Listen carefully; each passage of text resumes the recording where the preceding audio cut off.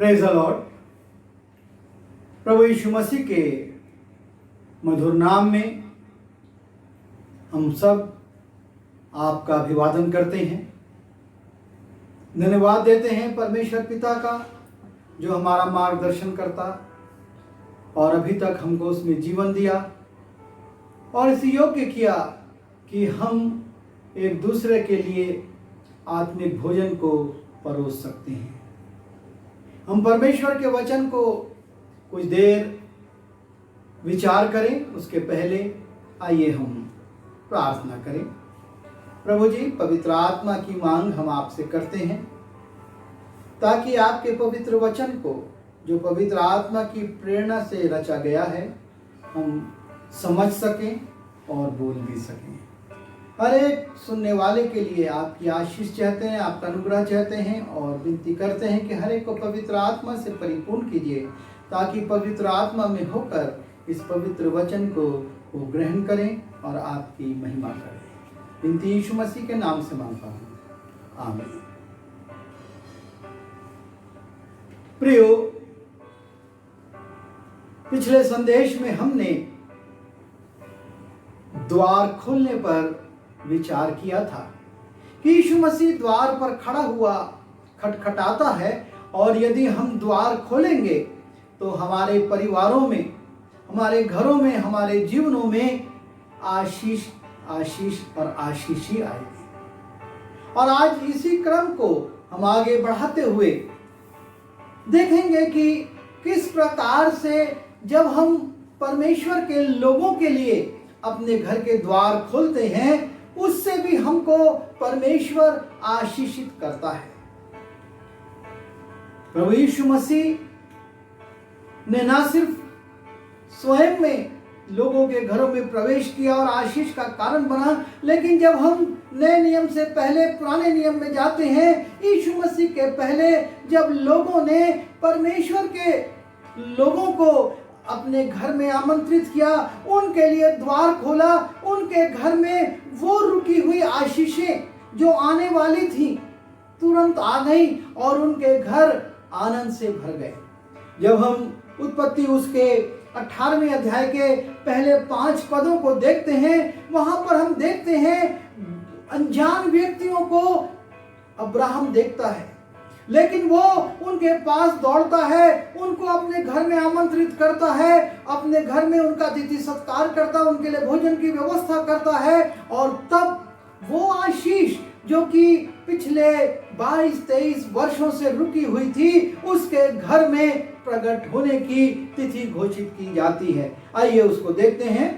Abraham ममरे के बांज वृक्ष के बीच कड़ी धूप के समय तंबू के द्वार पर बैठा हुआ था। तब यहोवा ने उसे दर्शन दिया। उसने आंख उठाकर दृष्टि की तो क्या देखा कि 3 पुरुष उसके सामने खड़े हैं। और जब उसने उन्हें देखा तब वह उससे भेंट करने के लिए तंबू के द्वार से दौड़ा और भूमि पर गिरकर दंडवत की और कहने लगा, हे प्रभु, यदि मुझ पर तेरे अनुग्रह की दृष्टि है तो मैं विनती करता हूँ कि अपने दास के पास से चला न जाना। मैं थोड़ा सा जल लाता हूँ और आप अपने पांव धोकर इस वृक्ष के नीचे विश्राम करें। फिर मैं एक टुकड़ा रोटी ले आऊं और उसे आप अपने अपने जीव को तृप्त करें।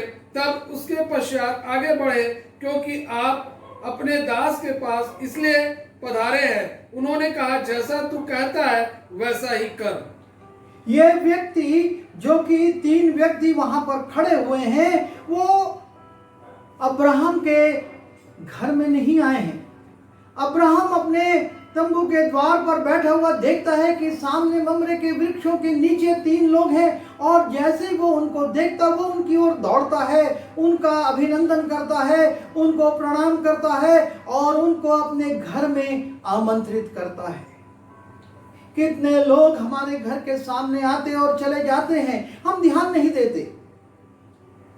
हमारे अंदर परमेश्वर ने एक परख की आत्मा दी है। जब हम आत्मा के वरदानों की बात करते हैं तो 7वें वरदान जो है और वो है परख की, लेकिन हम अपने परख की आत्मा को सक्रिय नहीं करते। हम ये परखने की कोशिश नहीं करते कौन व्यक्ति सही है, कौन व्यक्ति गलत है, और कौन व्यक्ति परमेश्वर की ओर से है और कौन व्यक्ति स्वार्थवश है। और इसलिए कई बार परमेश्वर के लोगों का हम इनकार कर जाते हैं और हमारे जीवन में वो आशीष जो परमेश्वर देना चाहता है आते आते रुक जाती है।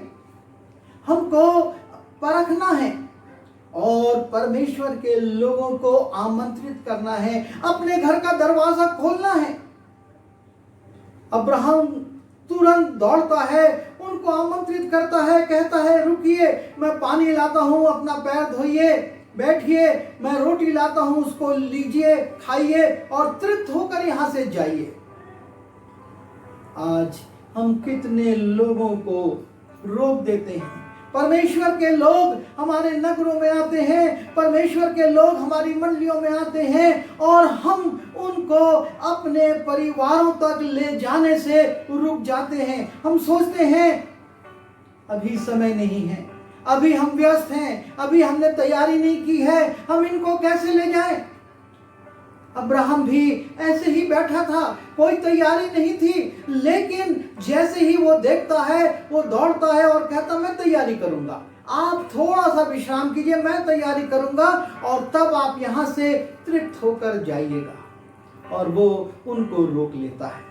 और तब हम जब उत्पत्ति उसके 18वें अध्याय के 10वें पद में जाते हैं, उसने कहा मैं बसंत ऋतु में निश्चय तेरे पास फिर आऊंगा और तेरी पत्नी सारा के एक पुत्र उत्पन्न होगा। सारा तंबू के द्वार पर जो अब्राम के पीछे था सुन रही थी। मैं बसंत ऋतु में तेरे पास आऊंगा और तेरी पत्नी सारा से एक पुत्र उत्पन्न होगा। जिस पुत्र की प्रतिज्ञा जब अब्राहम 75 साल का था, हारान में था, परमेश्वर ने की थी कि मैं तेरी संतान को बढ़ाऊंगा, तू यहाँ से निकल, अपने पुरखाओं के घर को छोड़, उनकी जगहों को छोड़, उनकी संपत्ति को छोड़ और मैं जहाँ तुझको ले जाता हूँ वहाँ चल। और अब्राहम वहाँ से निकलता है, कनान देश में आता है, इधर उधर घूमते घूमते 24 साल के लगभग समय बीत गया है, लेकिन परमेश्वर की प्रतिज्ञा पूरी नहीं हुई। परमेश्वर उसको बार बार स्मरण दिलाता है मैं करूंगा, लेकिन जब ये मेहमान उसके घर में आते हैं वो एक तिथि की घोषणा कर देते हैं, मैं बसंत ऋतु में तेरे यहाँ आऊंगा और बसंत ऋतु में वो वायदा जो 24 साल पहले परमेश्वर ने तुझसे किया था, वो प्रतिज्ञा जो तू अपने जीवन में प्रतीक्षा कर रहा है पूरा होने की, वो पूरी होगी। बहुत सी आशीषें आपके और मेरे जीवन में रुकी हुई हैं, लेकिन परमेश्वर के लोग आते हैं, हम उनके लिए अपना दरवाजा खोलते हैं, वो प्रार्थना करते हैं और हमारे जीवन में वो रुकी हुई आशीषें सक्रिय हो जाती हैं, वो पूरी हो जाती हैं या पूरी होने लगती हैं। हमको इस बात के लिए सोचना होगा हमारे घर में हम किन लोगों को, संसारिक लोगों को तो आमंत्रित कर रहे हैं पर परमेश्वर के लोगों को। और उसके बाद जब हम इसी उत्पत्ति 18 के 14 को पढ़ते हैं, क्या यहोवा के लिए कोई काम कठिन है? नियत समय में अर्थात वसंत ऋतु में मैं तेरे पास फिर आऊंगा और सारा का पुत्र उत्पन्न होगा। वो फिर से निश्चय करा था जब सारा अपने अंदर अविश्वास को लाकर हंसती, अरे ऐसा कैसे होगा, मैं तो अयोग्य हो चुकी हूँ संतान उत्पन्न करने से। तब फिर से कहता है मैं बसंत ऋतु में फिर से आऊंगा। अब तुझको प्रतीक्षा करने की जरूरत नहीं है, तू सिर्फ बसंत ऋतु की प्रतीक्षा कर और देखना मैं आऊंगा और तुझको एक पुत्र उत्पन्न होगा। ये नहीं कहता कि संतान, पुत्र भी हो सकता पुत्री भी नहीं, वो एक निश्चय कराता है एक पुत्र उत्पन्न होगा। परमेश्वर के लोग परमेश्वर की आत्मा में होकर जब बोलते हैं तो एक निश्चित बात बोलते हैं और वो हमारे जीवन में पूरी होती है। जब हम परमेश्वर के लोगों के लिए अपने द्वार को खोलते हैं। ये लोग उसके घर पर नहीं आए थे, लेकिन उसने देखा, उनको आमंत्रित किया और एक बड़ी आशीष जो रुकी हुई थी वो उसके लिए रिलीज हो गई। हम आगे पढ़ते हैं, जब उत्पत्ति उसके 19वें अध्याय के पहले 3 पदों में वहां पर लूत इसी प्रकार से आमंत्रित करता है। सांझ को वे दो दूत सदोम के पास आए और लूत सदोम के फाटक के पास बैठा था। उनको देखकर वह उनसे भेंट करने के लिए उठा और मुंह के बल झुककर दंडवत कर कहा, हे मेरे प्रभु, अपने दास के घर में पधारिए और रात भर विश्राम कीजिए और अपने पांव धोइए, फिर भोर को उठकर अपने मार्ग पर जाइए। उन्होंने कहा, नहीं, हम चौक ही में रात बिताएंगे। पर उसने उनसे बहुत विनती करके उन्हें मनाया, इसलिए वे उसके साथ चलकर उसके घर में आए और उसने उनके लिए भोजन तैयार किया और बिना खमीर की रोटियां बनाकर उनको खिलाई। लूत नगर के द्वार पर बैठा हुआ है। दो लोग प्रवेश कर रहे हैं। कहाँ जा रहे हैं, किसके पास जा रहे हैं, उसको नहीं मालूम। लेकिन लूत तुरंत उठता है, उनके पास जाता और कहता है, हे साहिबो, हे महान पुरुषों, आप मेरे घर चलिए। वो उनको के लिए अपने घर के दरवाजों को खोल रहा है। वो मना करते नहीं, हम तो इस रात को चौक में रुकेंगे और आगे निकल जाएंगे। वो बहुत विनती करता है, उनको लिखा है बहुत विनती करी और उनको अपने घर ले जाता है और उनको उनके घर में जाकर उनके लिए भोजन बनाए जाता है और उनको वो भोजन परोसता है, उनको तृप्त करता है। दो अनजान व्यक्ति चले आ रहे हैं, लेकिन लूत उनको अपने घर लेकर जा रहा है और इसकी एक बड़ी आशीष उसके जीवन में आती है और ये दूत उसके लिए उस नगर में नाश होने से बच जाने का कारण बन जाते हैं, एक छुटकारे का कारण बन जाते हैं। उस नगर की भीड़ के साथ लूत और उसका परिवार नाश नहीं होता। ये है जब परमेश्वर के लोगों को हम अपने घरों में आमंत्रित करते हैं, अपने दरवाजे खोलते हैं। वो बंद दरवाजे जिनको कि हमने अपने सुरक्षा के लिए बंद करके रखा हुआ है, कई बार हमारी आशीषों को रोकने का कारण बन जाते हैं। और इसलिए आवश्यक है कि हम अब्राहम के समान, लूत के समान अपने जीवनों में परख की आत्मा को रखें और देखें, और जब हमको लगे परमेश्वर की ओर से हम उभारे जाएं, हम तुरंत एक्शन लें।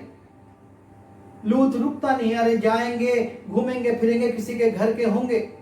वो उनको अपने घर ले जाता है और तब हम देखते हैं इसी उत्पत्ति उसके 19वें अध्याय के 16वें पद में, पर वह विलंब करता रहा।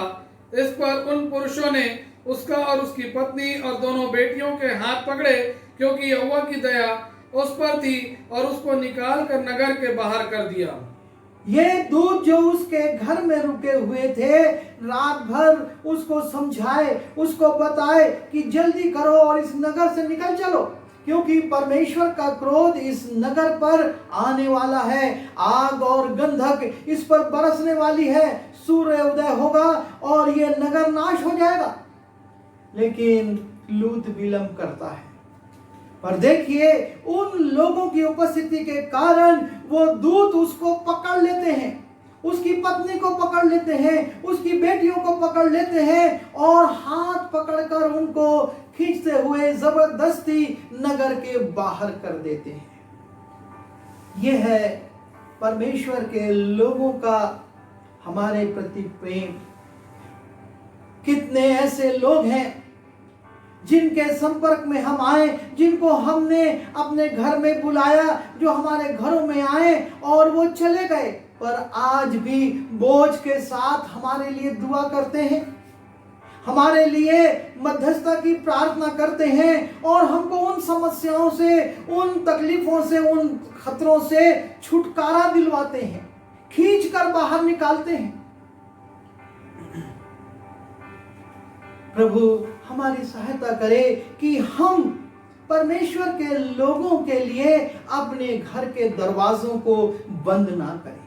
हम परमेश्वर के लोगों के लिए अपने दरवाजों को खोलें, और जब हम उसको खोलेंगे तो बड़ी आशीष हमारे परिवारों में आएगी, छुटकारा हमारे घरों में आएगा और उन समस्याओं से निकासी हमारे घरों में आएगी। जो परमेश्वर ने प्रतिज्ञाएं की हैं वो हमारे घरों में पूरी होंगी। जब हम यहोशू के दूसरे अध्याय के पहले 5 पदों को देखते हैं, वहां पर एक स्त्री का उल्लेख है जो परमेश्वर के लोगों के लिए अपने घर के दरवाजे को खोलती है।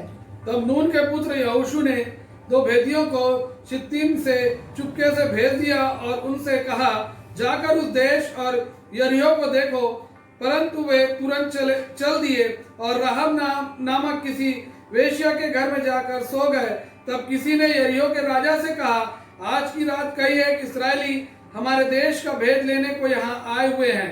तब यरीहो के राजा ने राहब के पास यों कहला भेजा, जो पुरुष तेरे यहाँ आए हैं उन्हें बाहर ले आ, क्योंकि वे सारे देश का भेद लेने को आए हैं। उस स्त्री ने दोनों पुरुषों को छिपा रखा और इस प्रकार कहा, मेरे पास कई पुरुष आए तो थे, परंतु मैं नहीं जानती कि वे कहाँ के थे। और जब अंधेरा हुआ और फाटक बंद होने लगा तब वे निकल गए। मुझे मालूम नहीं कि वे कहाँ गए। तुम फुर्ती करके उनका पीछा करो तो उन्हें जा पकड़ोगे। यहाँ पर हम देखते हैं राहाब के विषय में कि उसने विपरीत परिस्थितियों में भी, जबकि राजा का फरमान चला आ रहा है और यदि वो उनको पकड़वा देती तो शायद राजा से पुरस्कार भी प्राप्त कर सकती थी, लेकिन उस तत्कालिक लाभ को वो छोड़कर परमेश्वर के लोगों को और अंदर अपने घर में ऊपर छत में सराय की लकड़ियों के बीच में छिपा देती है। उसने अपने घर का दरवाजा खोला, उनको शरण दी, उनको बचाया और उनके लिए उसने राजा के सामने अपने को खतरे में भी डाला। यदि राजा के सैनिक आकर उसके घर की तलाशी लेते और वो जासूस पकड़े जाते, इस्राएली पकड़े जाते, तो राहाब का क्या होता? निश्चित रूप से वो मार दी जाती, राजा का क्रोध उस पर आ जाता। लेकिन राहाब ने राजा के क्रोध से नहीं डरी, उसने परमेश्वर के लोगों के लिए एक सुरक्षा का उपाय किया। जब हम परमेश्वर के लोगों को अपने घर में लाते हैं, परमेश्वर समस्याएं हमको लगता हो सकती हैं, समस्याएं हमारे जीवन में आ सकती हैं, लेकिन परमेश्वर के लोगों के आने से हमारे घर में जीवन आता है। और यहाँ पर वही बात होती है, सारा यरीहो नाश हो जाता है, सारे लोग मार दिए जाते हैं, लेकिन राहाब और उसका घराना बच जाता है। क्यों? क्योंकि उसने अपना दरवाजा परमेश्वर के लोगों के लिए, उस कौम के लिए जिसको परमेश्वर ने मिस्र से कनान तक लाया था, उसके लिए खोला था। जब हम इसी यहोशू के 6वें अध्याय के 22वें और 23वें पद को देखते हैं, वहां पर हम देखते हैं किस रीति से जो राहब ने काम किया था उसका प्रतिफल उसको कैसे मिलता है। तब यहोशू उन दोनों पुरुषों से जो उस देश का भेद लेने गए थे कहा, अपनी शपथ के अनुसार उस वेश्या के घर में जाकर उसको और जो उसके पास हो उन्हें भी निकाल ले आओ। तब वे दोनों जवान भेदिए भीतर जाकर राहब को और उसके माता पिता, भाइयों और सबको जो उसके यहाँ रहते थे वरन उनके सब कुटुंबियों को निकाल लाए और इस्राएल की छावनी से बाहर बैठा दिया। यह है परमेश्वर की आशीष। जब 2 लोगों के लिए, सिर्फ 2 लोगों के लिए यह राहब कार्य करती है, और लिखा है उसके माता पिता, उसके भाई बहन, उसके कुटुंबी सारे लोग बच गए, सारे लोग हलाक होने से बच गए और उनको निकाल लिया गया। और ये स्त्री प्रभु यीशु की वंशावली में स्थान भी पा गई। जब हम परमेश्वर के लोगों को अपने घरों में, अपने परिवारों में शरण देते हैं, उनको लाते हैं, हमारे परिवार के लिए एक बड़ी आशीष आ जाती है। और यहाँ पर राहब नहीं सोचती थी कि इतनी बड़ी आशीष आ जाएगी, उसका पूरा घराना बच जाएगा और वो हमारे उद्धारकर्ता प्रभु यीशु मसीह की वंशावली में अपना नाम लिखवा लेगी। पर परमेश्वर आपके और मेरे छोटे से काम को भी तवज्जो देता, उसको वो देखता है और उसके लिए वो हमारे जीवनों में आशीषों को आने देता है, भेज देता है वो आशीषों को। और राहब के जीवन में भी यही हुआ। जब हम आगे बढ़ते हैं और पहला एलिय्याह ने उससे कहा, मत डर, जाकर अपनी बात के अनुसार कर, परंतु पहले मेरे लिए एक छोटी सी रोटी बनाकर मेरे पास ले आ, फिर इसके बाद अपने और अपने बेटे के लिए बनाना, क्योंकि इस्राएल का परमेश्वर यहोवा यो कहता है कि जब तक यहोवा भूमि पर मेंह न बरसाए तब तक ना तो उस घड़े का मैदा समाप्त होगा और ना उस कुप्पी का तेल घटेगा। तब वह चली गई और एलिय्याह के वचन के अनुसार किया। तब से वह और स्त्री और उसका घराना बहुत दिन तक खाते रहे। यहोवा के उस वचन के अनुसार जो उसने एलिय्याह के द्वारा कहा था, ना तो उस घड़े का मैदा समाप्त हुआ और ना उस कुप्पी का तेल घटा।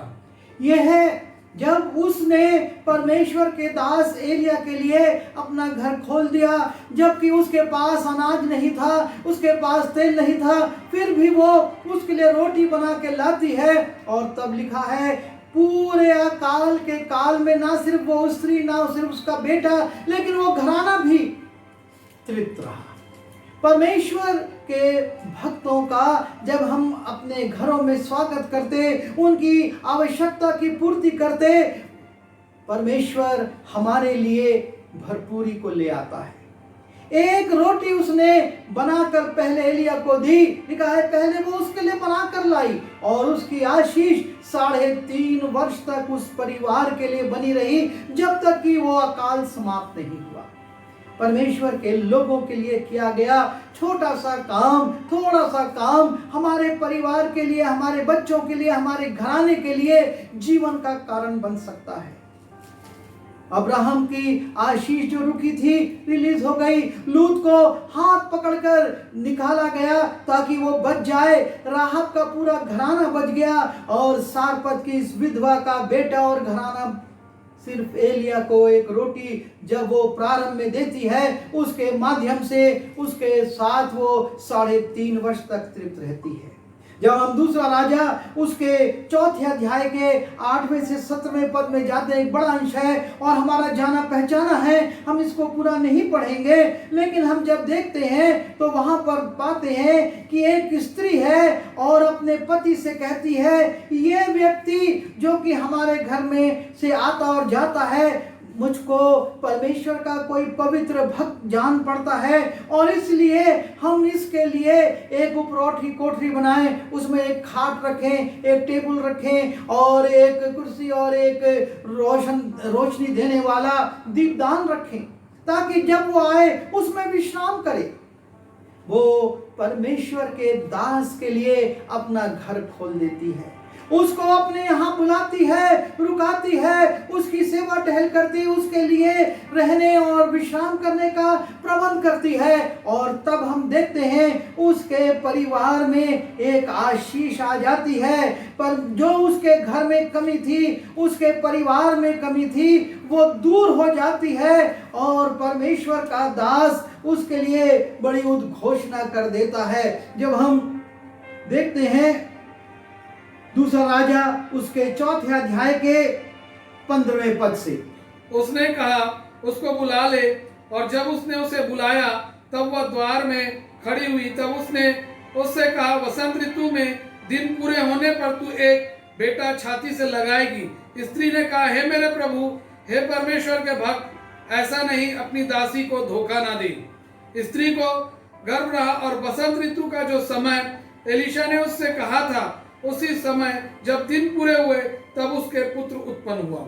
जब एलिय्याह उसके घर में रुका, और वो रुकता है और अपने सेवक से कहता है कि मैं 11वां पद पढ़ रहा हूं, एक दिन की बात है कि वो वहां जाकर उस उपरोठी कोठरी में टिका और उसी में लेट गया, और उसने अपने सेवक गेहजी से कहा, इस शूनेमिन को बुला। उसके बुलाने से वो उसके सामने खड़ी हुई।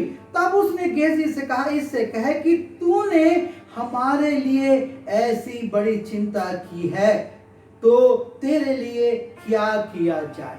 जब उसने परमेश्वर के दास की चिंता की, परमेश्वर का दास कहता है, तूने ऐसी बड़ी चिंता करी, मेरे लिए कमरा बनवाया, मेरे लिए खाट बिछाई, मेरे लिए टेबल कुर्सी रखी, मेरे लिए रोशन की व्यवस्था की कि रोशनी हो सके। अब जब तूने ऐसी चिंता की तो हम तेरे लिए क्या करें। जब परमेश्वर के लोग इस प्रकार की चिंताओं को देखते हैं, वो हमारे लिए कुछ करने की चाहत रखते हैं, और निश्चय वो बड़ी बातें जो हम सोचते नहीं हैं, जिस बात को इस स्त्री ने कभी सोचा नहीं था कि अब वो एक संतान को अपने सीने से लगाएगी, और इसीलिए कहती मुझसे को धोखा ना दे, लेकिन निश्चित समय में गेहजी से वो कहता है कि ये गर्भवती होगी और एक बच्चे को अपने सीने से लगाएगी, और ऐसा हुआ।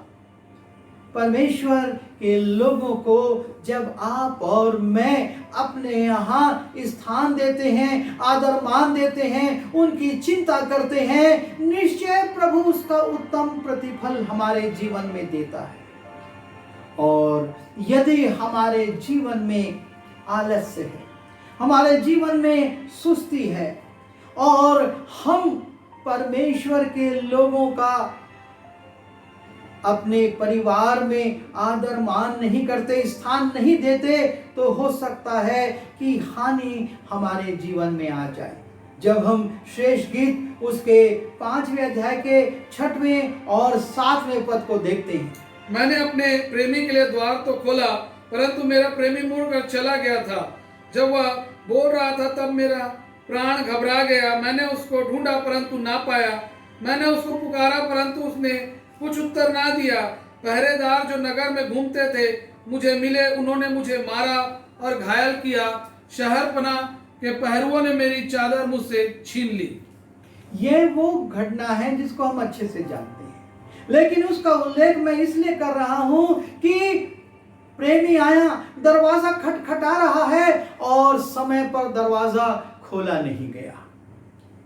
समय पर दरवाजा खोलना आवश्यक है, अन्यथा ऐसा होगा कि वो लौट जाएगा, और तब ये ढूंढ रही है, पहरेदारों से पूछ रही है, पर इसको कोई नहीं मिल रहा है। उल्टा इसकी चादर पहरेदारों ने छीन ली, नगर के रखवालों ने छीन ली। हानि आ गई, अपमान आ गया, बेइज्जती आ गई, क्योंकि समय पर द्वार नहीं खोला गया। यदि समय पर अब्राहम नजरअंदाज कर देता, वो बड़ी आशीष तो उसके जीवन में आती, पर कब आती हम नहीं जानते, लेकिन उसकी उद्घोषणा इन लोगों ने कर दी, इन तीनों ने कर दी, और निश्चित तिथि पर, वो निश्चित महीने पर वो पुत्र जन्म ले लेता है। लूत को अगर वो उनको नजरअंदाज कर देता, जाने देता, अरे कौन है, नगर में 10 लोग आते और जाते हैं, उसको उस नगर से हाथ पकड़ के निकालने वाला कौन होता। राहाब वेश्या कहती, अभी तो राजा से मुझको इनाम मिलेगा, मैं जासूसों को पकड़वाऊंगी, उसका घराना और वो नाश हो जाते। और वो समय जो कि थोड़ा सा था, सारपत की विधवा उस शाम को इनकार कर देती, तू जा, बहुत मांगने वाले आते हैं। 3.5 वर्ष तक जो उसको अनाज मिला, जो उसकी चिंता हुई, जो उसको भरपूरी मिली उसके घराने को, वो नहीं मिल पाती, और वही शूनेमिन के साथ भी होता। समय को समझिए, समय पर उस आहट को, उस खटखटाहट को सुने, और उसके अनुसार हम द्वार को खोल दें, वरना हमको भी पछताना पड़ सकता है। प्रभु के लोग हमारे यहाँ आएंगे शायद थोड़ी सी देर के लिए, लेकिन वो थोड़ी सी देर हमारे लिए बहुत बड़ी आशीष को ला सकती है, और लाएगी। पर आवश्यकता इस बात की है कि हम उनके लिए अपने घर के दरवाजे को खोलें और सही समय पर खोलें। देर हमारे जीवन के लिए हानिप्रद हो सकती है। आइए दुआ करें। प्रभु जी, हम आपके चरणों में अपने सिर को झुकाते हैं। हमने देखा इन पात्रों के द्वारा कैसे आपने अपने लोगों को भेजा ताकि परिवार आशीषित हों, उनके घर पर वो आशीष जो वर्षों से रुकी थी रिलीज हो सके, और वो छुटकारों को प्राप्त कर सकें, उनका घराना बचाया जा सके, उनके बच्चे और उनके परिवार के लोग बचाए जा सकें, और परिवार में जो कमी घटी है उसमें पूर्ति हो सके, भरपूरी आ सके, आश्चर्य कर्म हो सके, और निराशा आनंद में बदल जाए। आज भी प्रभु जी आप द्वार पर स्वयं और कई बार अपने दासियों के माध्यम से हमारे जीवनों में हमारे परिवारों को आशीषित करना चाहते हैं। हमको शक्ति दीजिए कि परख की आत्मा को हम अपने अंदर रखें और तेरे लोगों को हम लौटाने वाले नहीं लेकिन अपने घर में सम्मान देने वाले हो सकें, जिससे कि तेरी महिमा हो और तेरे कार्य बढ़ सके। तूने प्रार्थना को सुना है, तेरा धन्यवाद करते हैं। विनती यीशु मसीह के नाम से मांग लेते हैं, आमीन।